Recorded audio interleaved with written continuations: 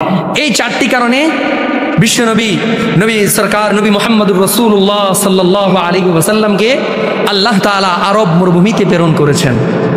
তাহলে বুঝা আসছে আমাদের বাংলাদেশে কেন প্রেরণ করেন নাই, ইন্ডিয়াতে কেন প্রেরণ করেন নাই, পাকিস্তানে কেন প্রেরণ করেন নাই, ইউরোপে কেন প্রেরণ করেন নাই। এরকম যদি কারো মনের মধ্যে প্রশ্ন থাকে তাহলে এই প্রশ্নের জবাব হলো এটা। বুঝা আসছে আমার কথা? এই চারটা হিকমতের কারণে আল্লাহ রাব্বুল আলামিন বিশ্বনবী নবী দো জাহান নবী মুহাম্মদুর রাসূলুল্লাহ সাল্লাল্লাহু আলাইহি ওয়াসাল্লামকে আরবের মধ্যে প্রেরণ করেছেন।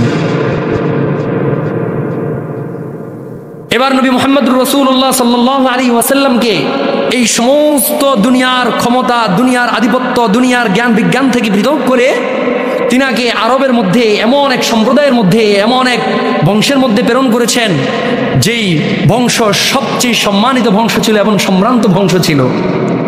সম্ভ্রান্ত বংশ কেমন?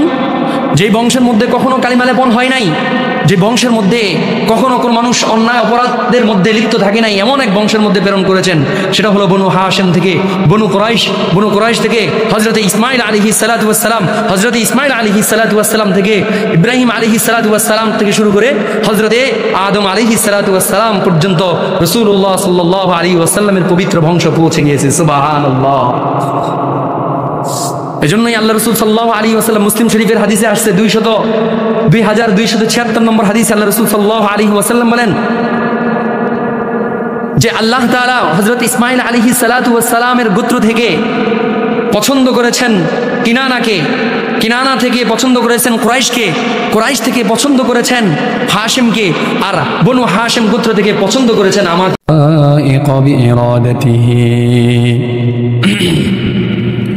ثم استوى على العرش كما يليق بجلاله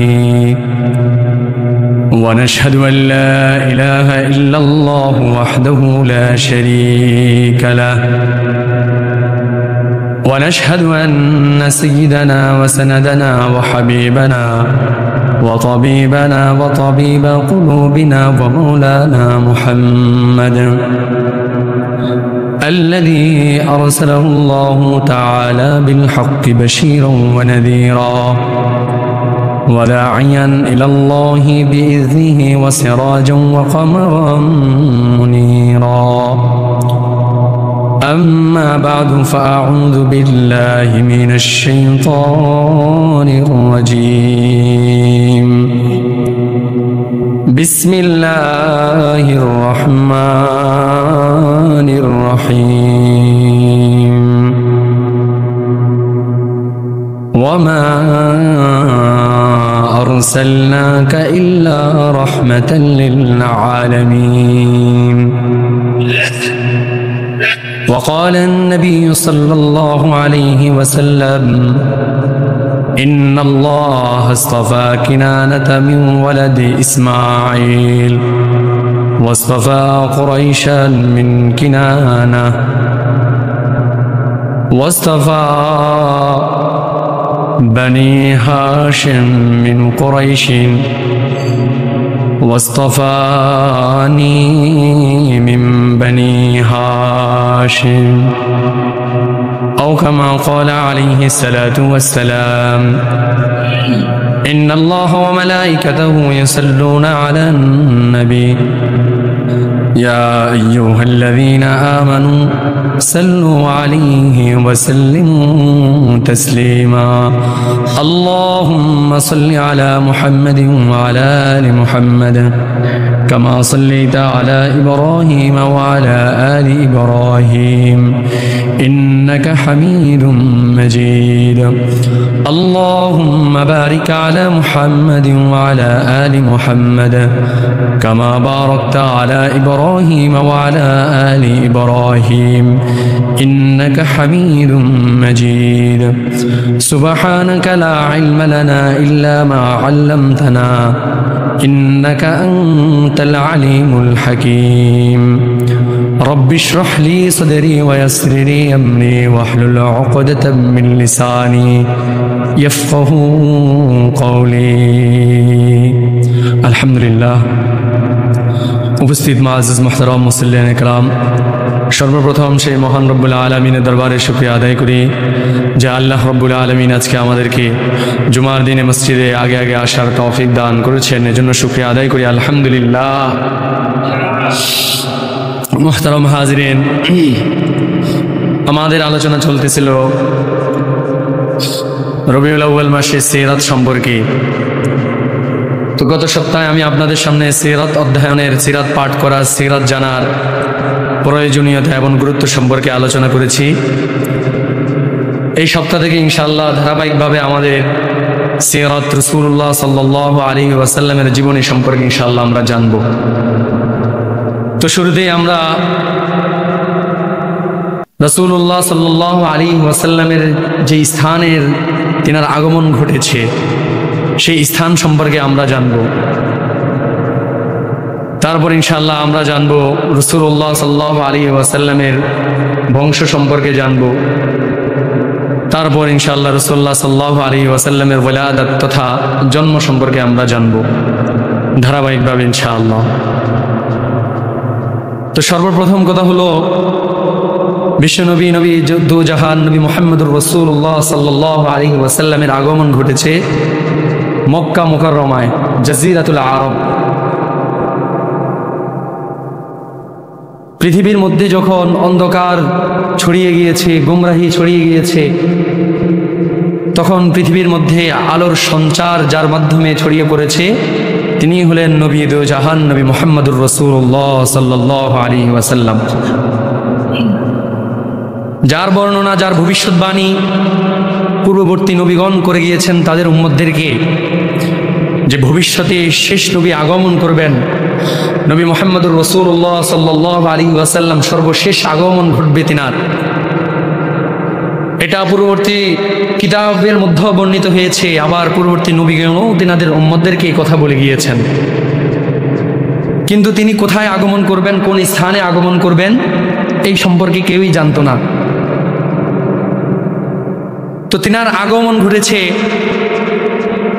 মক্কার মধ্যে, আগমন ঘটেছে মরুর মধ্যে, তিনার আগমন ঘটেছে পৃথিবীর মধ্যে তৎকালীন এর চেয়েও আরো শক্তিশালী রাষ্ট্র রোম পারস্য থাকা সত্ত্বেও জ্ঞান বিজ্ঞানের দিক থেকে যারা অগ্রবর্তী, গ্রিস, কনস্টান্টিনোপল, আলেকজান্ডারিয়া, এগুলো জ্ঞান বিজ্ঞানের দিক থেকে অনেক এগিয়ে ছিল তৎকালীন সময়ে।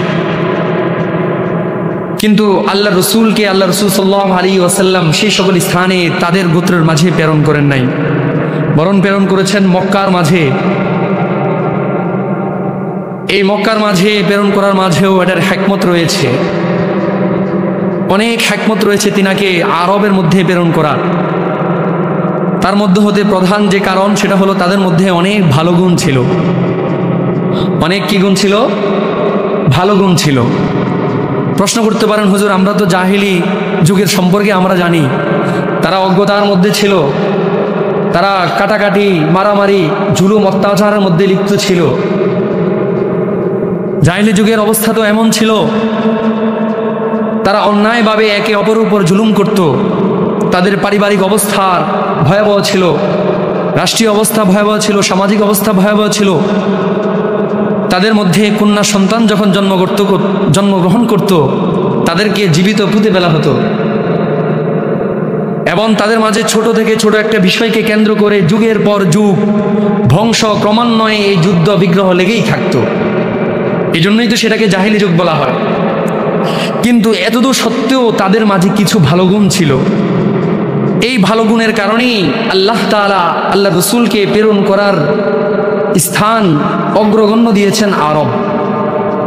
সেটা কেমন? তাদের মধ্যে এত এত খারাপ গুণ থাকতেও তাদের মধ্যে ভালো গুণ ছিল, তারা সব সময় সত্য কথা বলতো। তাদের মধ্যে প্রতারণার ছিল না, প্রতারণা তারা বুঝেই না।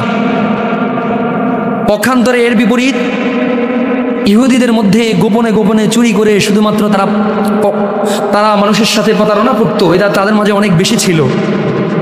যারা প্রতারণা করে, ধোঁকা দেয়, এরা হলো সবচেয়ে নিকৃষ্ট ব্যক্তি। আমাদের সমাজের মধ্যে আছে না যে প্রতারক বন্ধুর চেয়েও প্রকাশ্য শত্রু উত্তম? কিভাবে সেটা? যে শত্রু আপনার প্রকাশ্য, সে তো আপনার ক্ষতি করবে, এটা আপনি জানেন।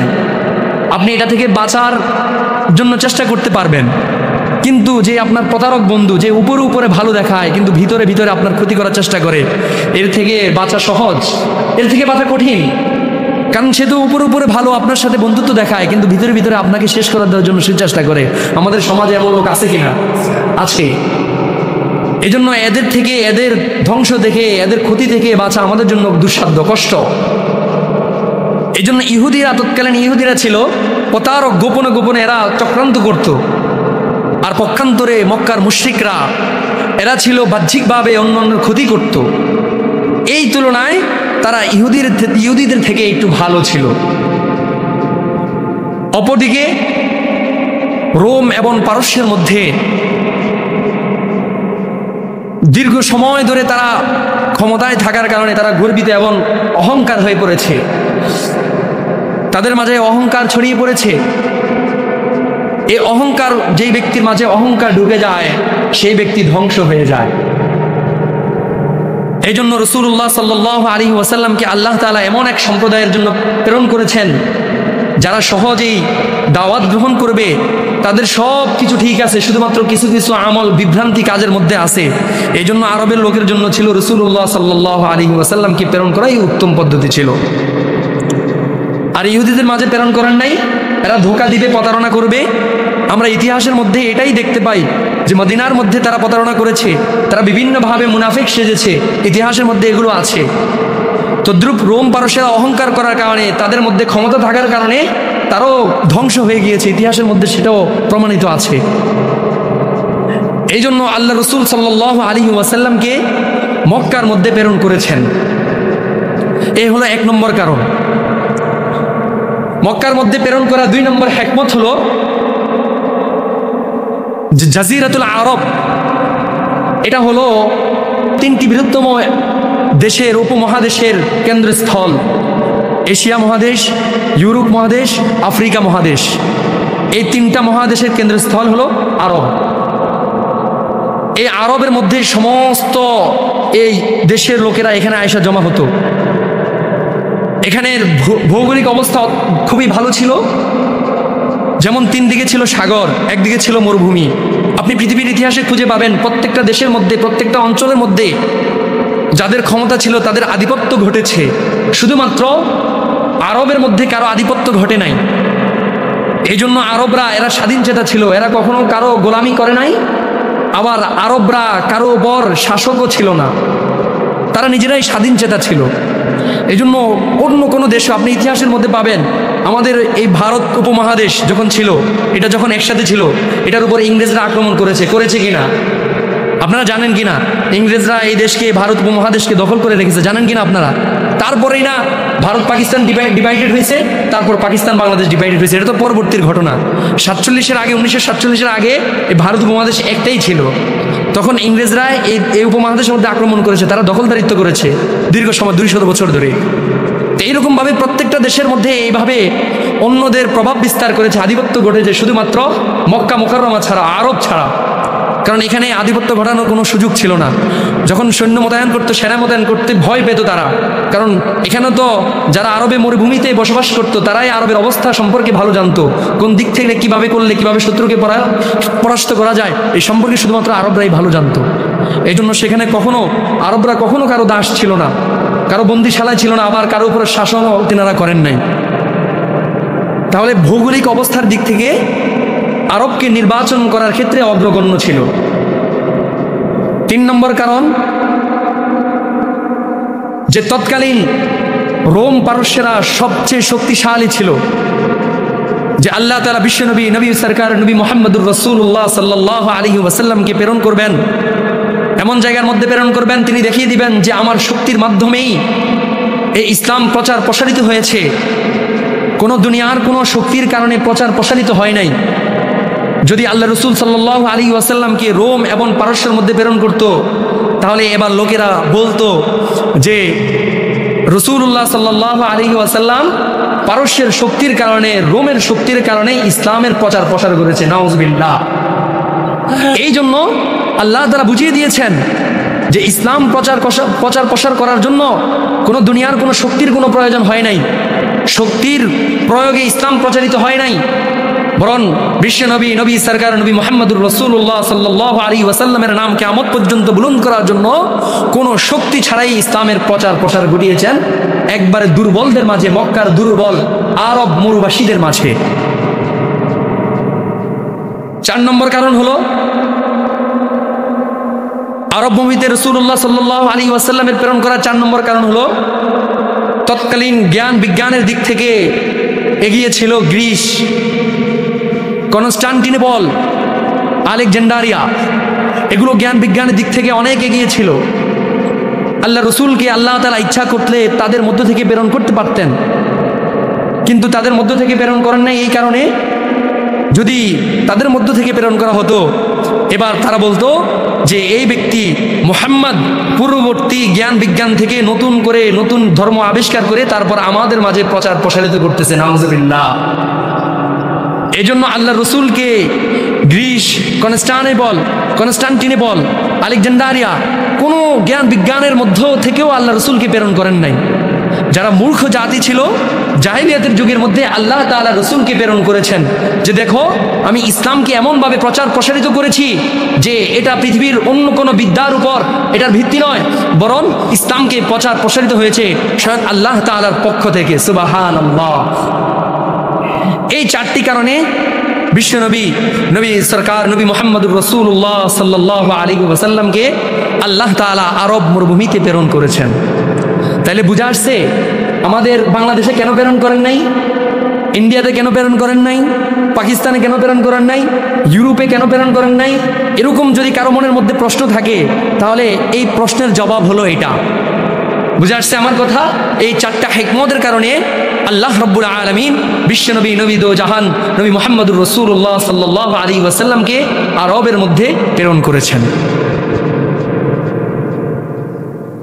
এবার নবী মুহাম্মদুর রাসূলুল্লাহ সাল্লাল্লাহু আলাইহি ওয়াসাল্লামকে এই সমস্ত দুনিয়ার ক্ষমতা, দুনিয়ার আধিপত্য, দুনিয়ার জ্ঞান বিজ্ঞান থেকে পৃথক করে তিনাকে আরবের মধ্যে এমন এক সম্প্রদায়ের মধ্যে, এমন এক বংশের মধ্যে প্রেরণ করেছেন যেই বংশ সবচেয়ে সম্মানিত বংশ ছিল এবং সম্ভ্রান্ত বংশ ছিল।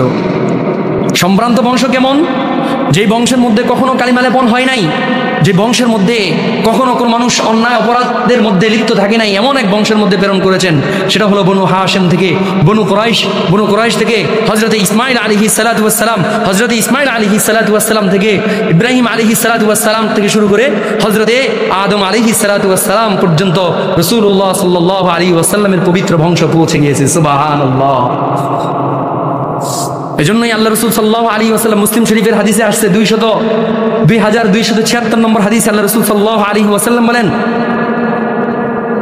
যে আল্লাহ তাআলা হযরত ইসমাইল আলাইহিস সালাতু ওয়াস সালামের গোত্র থেকে পছন্দ করেছেন কিনানাকে, কিনানা থেকে পছন্দ করেছেন কুরাইশকে, কুরাইশ থেকে পছন্দ করেছেন হাশিমকে, আর বনু হাশিম গোত্র থেকে পছন্দ করেছেন আমাকে। সুবহানাল্লাহ। এভাবে ইমামে বুখারী রাহমাতুল্লাহি আলাইহি রাসূলুল্লাহ সাল্লাল্লাহু আলাইহি ওয়াসাল্লামের বংশ ক্রমান্বয় আদনান পর্যন্ত বর্ণনা করেছেন। এই আদনান হলো কে? কাবাঘরকে বনু জুরহাম দীর্ঘ সময় ধরে দেখাশোনা করেছে। তারপর যখন তাদের মাঝে অন্যায় অবিচার ছড়িয়ে পড়েছে, তাদের পরে বনু খুজাআ গোত্র এসেছে। তারা 300 বছর পর্যন্ত কাবাঘরকে দেখাশোনা করেছে। এই 300 বছর দেখাশোনা করার পর হযরতে ইসমাইল আলাইহিস সালাতু ওয়াস সালামের বংশধর থেকে একজন সন্তান আসছেন, তিনি হলো আদনান। তার নাম কি বলেন? আদনান। এই আদনানের 2জন সন্তান ছিল। এই 2জন সন্তান থেকে আস্তে আস্তে তাদের বংশ পরম্পরা আরো বেশি বৃদ্ধি হতে লাগলো, তাদের বংশ অনেক বড় হয়ে গেল। এরপরে কোসাইর সন্তান ছিল আব্দে মানাফ। এই আব্দে মানাফের ছিল 4জন সন্তান। কয়জন সন্তান ছিল? 4জন সন্তান। 4জন সন্তানের একজন হলো হাশেম, আব্দে শামস, মুত্তালিফ, নওফল। কয়জনের নাম বললাম? 4জন। আব্দে মানাফের কয় সন্তান ছিল? 4জন। একজন হলো হাশিম, যেটাকে রাসূলুল্লাহ সাল্লাল্লাহু আলাইহি ওয়াসাল্লাম হাদিস শরীফের মধ্যে বলছে আমি বনু হাশিম থেকে আসছি, আমাকে আল্লাহ তাআলা বনু হাশিম থেকে নির্বাচন করেছেন, উনি হলেন হাশিম। 2 নম্বর হলো আব্দে শামস, 3 নম্বর হলো মুত্তালিব। এই মুত্তালিবটা আমরা খেয়াল রাখবো। আমাদের রাসূলুল্লাহ সাল্লাল্লাহু আলাইহি ওয়াসাল্লামের দাদার নাম কি ছিল? দাদার নাম কি ছিল? আব্দুল মুত্তালিব, কিন্তু আব্দে মানাফের একটা সন্তান ছিল শুধু মুত্তালিব, আমরা খেয়াল রাখবো এটা। আরেকজন ছিল 4 নম্বর জন ছিল নওফল। এদের মধ্য থেকে 2 জন তার পিতার যে ক্ষমতা ছিল সেটা তারা পেয়েছেন উত্তরাধিকার সূত্রে। তো হাশেম কাবাগরের দেখাশোনা যত দায়িত্ব আছে সমস্ত দায়িত্ব পালন করতেন হাশেম। আর আব্দে শামস অন্যান্য সেনাপতির যত দায়িত্ব আছে সমস্ত দায়িত্ব পালন করতেন আব্দে শামস। তো হাশেম যেহেতু কাবাগর তিনি দেখাশোনা করতেন, তিনি এবার ব্যবসার জন্য বিভিন্ন দেশের মধ্যে যাইতেন, সিরিয়া যাইতেন, ইয়াসরিবে যাইতেন। একসময় এই হাশেম আব্দে মানাফের প্রথম সন্তান যখন ইয়াসরিবে গিয়েছেন, ইয়াসরিবে তিনি যখন ব্যবসার উদ্দেশ্যে গিয়েছেন, সেখানে একজন বনু নাজ্জার গোত্রের একজন সম্ভ্রান্ত ব্যক্তির সাথে তিনার সম্পর্ক ভালো ছিল। এই সম্ভ্রান্ত ব্যক্তির সাথে সম্পর্ক যখন ভালো ছিল, তখন তার মেয়ের সাথে বিবাহের প্রস্তাব দেয় হাশেম। কে বলেন? হাশেম। এটা আমরা খেয়াল রাখবো, আল্লাহ রসুল কোত্থেকে জন্মগ্রহণ করেছেন দেখেন, এখান থেকে কিন্তু বোঝার বিষয়। আল্লাহ রসুলের দাদার নানার বাড়ি কোথায় এখান থেকে বুঝতে পারবেন। এই হাশেম যখন ইয়াসরিব গিয়েছে, মদিনার পূর্ববর্তী নাম কি ছিল?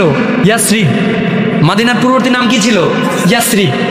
এই হাশেম যখন ইয়াসরিবে গিয়েছেন, বনু নাজ্জার গোত্রের সর্দারের মেয়েকে বিবাহের প্রস্তাব দিয়েছেন, ফাতেমা নাম ছিল। এবার তিনি রাজি হয়ে গিয়েছেন। এবার এই হাশেমের সাথে ফাতেমা বিবাহবদ্ধে আবদ্ধ হয়েছেন। পরবর্তীতে হাশেম যুবক বয়সে ইন্তেকাল করেছেন। ইন্তেকাল করার পর এই হাশেমের স্ত্রী সেখানেই, অর্থাৎ পিতৃলয় তাকে লালন পালন হওয়া বড় হওয়া শুরু করতেন, সে থাকা শুরু করেছেন। আর এখানেই একটি সন্তান জন্মগ্রহণ করে, এই হাশেমের ওরস থেকে একটি সন্তান জন্মগ্রহণ করে, যার নাম রাখা হয় সাইবা। যার নাম কি রাখা হয়? সাইবা। তাহলে এই হাশেম কে ছিল? মক্কার সর্দার। কে ছিল? মক্কার সর্দার। তিনি ইয়াসরিবে এসে ইন্তেকাল করেছেন। আর ইয়াসরিবে এসে তিনার একটা সন্তান ছিল, সন্তান ইন্তেকাল করার পর তার একটি সন্তান হয়েছে, সন্তানের নাম কি ছিল? সাইবা। সন্তানের নাম কি রাখা হয়? সাইবা।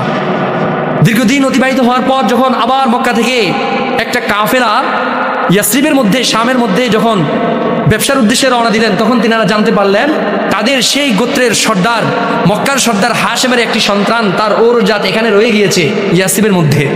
তারা এবার এই কথা মক্কায় গিয়ে তার ভাই মুত্তালিবকে জানিয়েছেন যে দেখো, আমাদের সর্দার হাশেম তো ইয়াসরিবে গিয়ে বিবাহ করেছে, সেই বিবাহ করার সেইখানে একটি সন্তান, আমরা আমাদের বংশধর সেখানে থাকুক, এটা আমরা চাই না। এবার মুত্তালিব ইয়াসরিবের মধ্যে গিয়েছে। এই হাশেমের ভাই মুত্তালিব ইয়াসরিবের মধ্যে গিয়েছে সাইবাকে, অর্থাৎ তার ভাতিজাকে আনার জন্য। তখন তার ভাতিজার 7 বছর, এরকম সিরাত ইবনে হিশামের মধ্যে আসছে সাইবা তখন 7 বছর চলতেছে।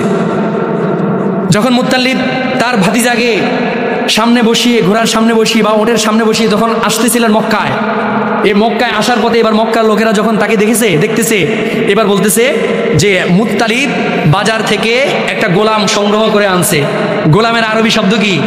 আব্দুন। গোলামের আরবি শব্দ কি? আব্দুন। এইবার মুত্তালিবের দিকে খেতাব করে এবার বলা হয় আব্দুল মুত্তালিব। তাহলে সাইবার নাম এবার কি হয়ে গেল? আব্দুল মুত্তালিব, মানে মুত্তালিবের গোলাম। মুত্তালিবের গোলাম, অথচ মুত্তালিবের কি না গোলাম নয়, উনি মুত্তালিবের কি হইতো? ভাতিজা। হ্যাঁ, মুত্তালিবের কি ছিল? ভাতিজা। তো মানুষেরা দেখে যেটা দেখছে সেই অনুযায়ী তারা বলছে এটা হলো মুত্তালিবের গোলাম। এবার এই বলে সবার মাঝে ছড়িয়ে বলল আব্দুল মুত্তালিব। ইনি হলেন রাসূলুল্লাহ সাল্লাল্লাহু আলাইহি ওয়াসাল্লামের দাদা। সুবহানাল্লাহ। এবার এই আব্দুল মুত্তালিব যখন বড় হতে লাগলো, যুবক বয়সে তিনার আরবের সমস্ত নেতৃত্ব দার ভাই গ্রহণ করেন আব্দুল মুত্তালিব। কারণ তিনি তো ছিলেন হাশেমের সন্তান। কার সন্তান ছিল? হাশেমের সন্তান ছিল। আর হাশেমের পিতা ছিল আব্দে মানাফ।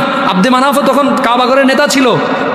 তিনি কাবাগরের সমস্ত দায়িত্বভার তিনি গ্রহণ করেছেন। এবার আব্দুল মুত্তালিব আস্তে আস্তে যখন যুবক বয়সে পৌঁছেছে, সমস্ত দায়িত্বভার আব্দুল মুত্তালিবের উপর পড়েছে। অতঃপর আব্দুল মুত্তালিব আবার বিবাহ করেছেন। এবার তিনার সেই নানার যে বংশ বনু নাজ্জার, সে যখন একবার সফরে গিয়েছেন ব্যবসার কাজে, সেখানে তিনি বিবাহ করেছেন। এই বিবাহ করে তিনার ঘরে একজন সন্তান হয় সর্বপ্রথম। সেই সন্তানের নাম রাখা হয় হারিস। আব্দুল মুত্তালিবের প্রথম সন্তান কি হয়? হারিস। এই হারিস যখন হওয়ার পর আব্দুল মুত্তালিব একটা স্বপ্ন দেখেছে। এই স্বপ্নটা হলো যে আল্লাহ তাআলা তাকে স্বপ্ন দেখিয়েছেন যে মক্কার মধ্যে একটা জমজম কুয়া আছে, যে জমজম কূপ তুমি খনন করো। আব্দুল মুত্তালিব এই স্বপ্ন দেখার পর তিনি এবার অবাক হয়ে গেলেন যে এখানে জমজম কূপ আছে নাকি। আগেই বলে দিই, ওই যে সর্বপ্রথম বনু জুরহাম সেখানে কাবা ঘরকে দেখতে আসছেন হযরত ইসমাইল আলাইহিস সালাম এবং হাজরা আলাইহিস সালামের কাছে আসছেন। এই বনু জুরহামকে যখন খেদিয়ে দিয়েছে কাবা ঘর থেকে, তখন এরা এই জমজম কূপকে বিভিন্ন মাটি বিভিন্ন জিনিস দ্বারা এটাকে বন্ধ করে দিয়েছে, যাতে করে পরবর্তীতে কেউ জমজম কূপ থেকে উপকৃত না হতে পারে। এরা এটাকে একবারে চিরতরের জন্য মিটিয়ে দিয়েছে। আর এই জিনিসটাই শত শত বছর পর আব্দুল মুত্তালিবের মাধ্যমে আবার জমজম কূপ আবার চালু হয়েছে। সুবহানাল্লাহ।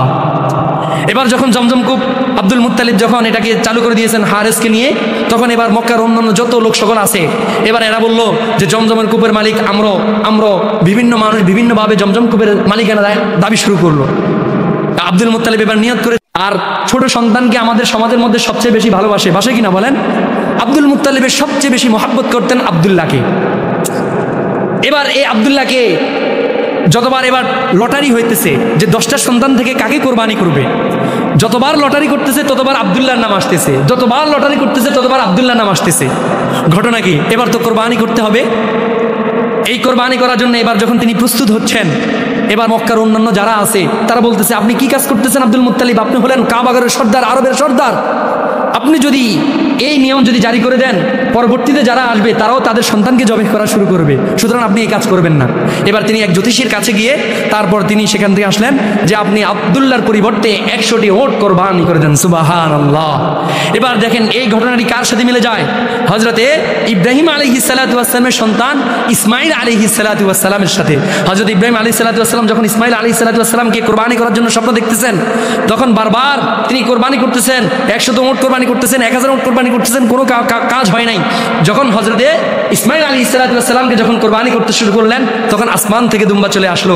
এই ঘটনা এটাই বোঝা যায় যে আল্লাহর রাসূল সাল্লাল্লাহু আলাইহি ওয়াসাল্লামের পিতা আব্দুল্লাহ, তিনাকেও জবিহুল্লাহ বলা হয়, দ্বিতীয় জবিহুল্লাহ। সুবহানাল্লাহ। তাহলে বোঝা যায় ইসমাইল আলাইহিস সালাতু ওয়াস সালামকে যে বংশধর, এই বংশধর আব্দুল্লাহ, আর আব্দুল্লাহ থেকে বিশ্বনবী নবী দো জাহান নবী মুহাম্মদুর রাসূলুল্লাহ সাল্লাল্লাহু আলাইহি ওয়াসাল্লামের আগমন ঘটে। এই হলো রাসূলুল্লাহ সাল্লাল্লাহু আলাইহি ওয়াসাল্লামের বংশ পরিচয়। ইনশাআল্লাহ আগামী সপ্তাহ থেকে রাসূলুল্লাহ সাল্লাল্লাহু আলাইহি ওয়াসাল্লামের জন্মের সময় কি কাইফিয়ত হলো এবং জন্মের সময় যে সকল অলৌকিক ঘটনাগুলো ঘটেছে, সেই সকল অলৌকিক ঘটনা সম্পর্কে ইনশাআল্লাহ আমরা জানবো। যারা সুন্নতে মুআক্কাদা পড়ে নাই, 4 রাকাত সুন্নতে মুআক্কাদা পড়ে